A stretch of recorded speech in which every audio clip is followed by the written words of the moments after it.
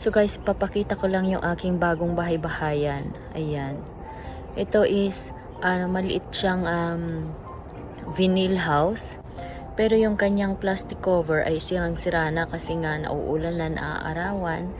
Ayan, so ayan, ginawan ko siya ng bagong plastic. Ito yung itsura niya. Ayan, nilagyan ko na rin ng bubong para permanent na yan. Kahit umulan, umaraw, hindi yan masisira kasi talagang yung bubong talaga siya.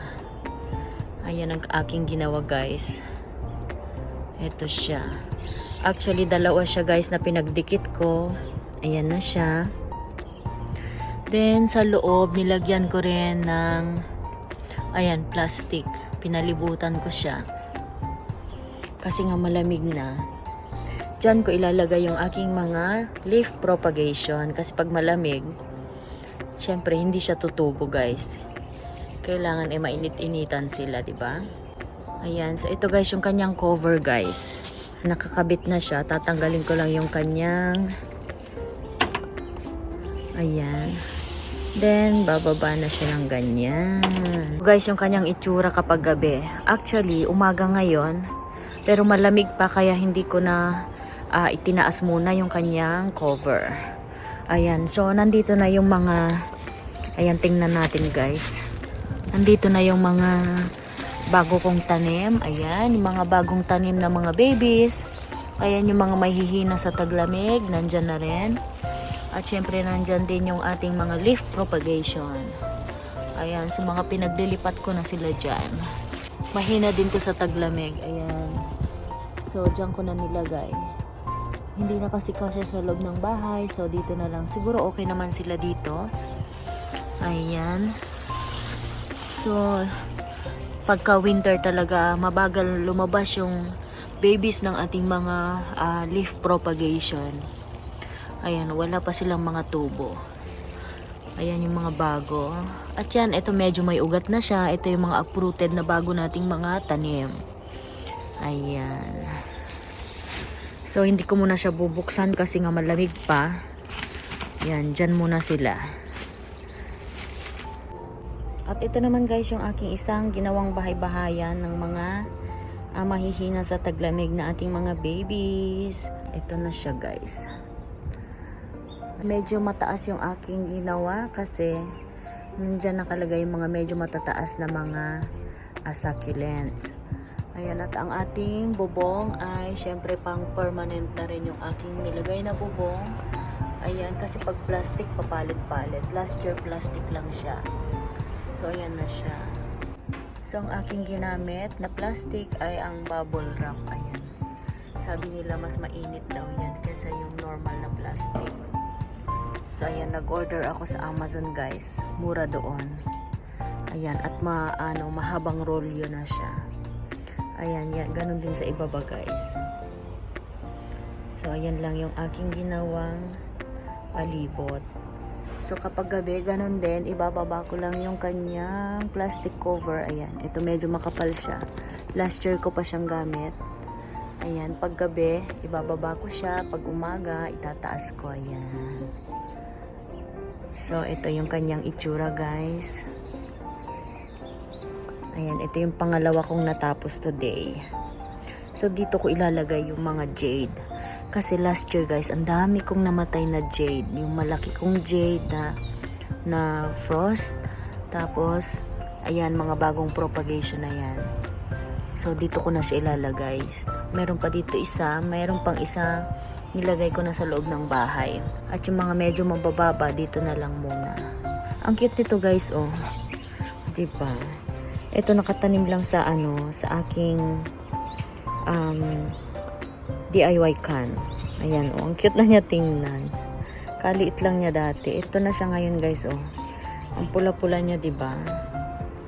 Variegated siya. Ayan, mga normal na jade lang yan. Ayan, hindi masyadong namumula kasi hindi ko masyadong napatutukan ng araw kasi nilagay ko sa gilid kasi bigla ang lamig. So, nilagay ko sa gilid ng bahay. Ayan, so yung hindi masyadong naaarawan din. Ayan. Dito rin guys, ito variegated din siya pero hindi rin siya masyadong nagkulay. So, medyo naaarawan na siya dito sa pwesto na to.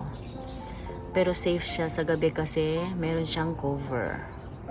Ayan, nandito rin yung ibang mga mahihina sa taglamig, yung aking mga kakaunting ioniums. Ayan. At ayan si Golden Glow. Ayan si Suyon din guys. Si Suyon is mahina sa taglamig. Actually, ayan, ang ganda-ganda niya dati. Kaya lang nakalbo na siya guys, oh. Kasi na ano siya nung summer. Ayan, naglagas siya. Pero at least nabuhay yung kanyang stem. Ayan, so may mga bago na siyang tubo na babies. Pero nakalbo na siya, oh. Ayan. Yan, dito ko na rin nilagay guys. Si Clabatum, si Loti, tsaka si Pink Crowley. Ayan, mahihina din kasi sila sa taglamig. Ayan din, isa rin yan. Mahina din siya. Ito, sabi nila mahina din to sa taglamig. Kaya dyan ko nilagay. Yung mga dating nakapwesto dyan na mga campfire, ayan, na pulang-pulang campfire.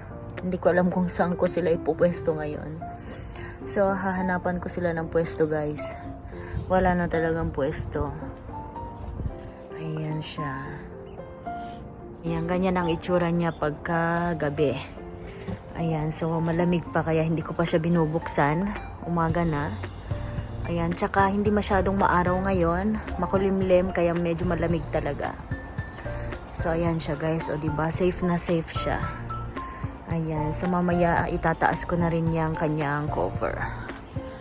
So, kahit guys hindi ko siya itaas, kapag sobrang lamig, maaanuhan pa rin sila. Maliwanag naman. Kaya hindi yan sila mag-elongated. Actually, wala namang mag-elongated dyan kasi wala namang Echeveria dyan. Ayan, so maliwanag pa rin sa kanyang loob. Ayan, so dito naman sa kabilang shelf guys, naikabit ko na rin yung kanyang cover. Ayan, so actually last year ganon din. Tanggalin ko lang yan. At saka yun.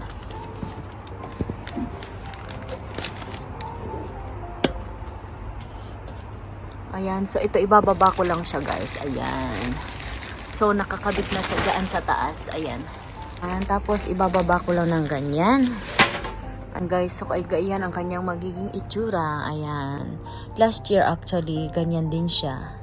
O, diba? Safe na safe siya dyan sa loob. Ayan. Actually, yung iba hindi ko pa nalalagyan. Ito, wala pang cover. So, gagawan ko ng paraan yan. So, ayan na siya guys. So, yan ang ating mga ginagawa. Actually, hindi pa tapos lahat. Hindi naman masyado kasing lumalamig dito sa amin. Nagma-minus degree siya pero siguro mga nasa itong mga kalagitnaan ng January to February.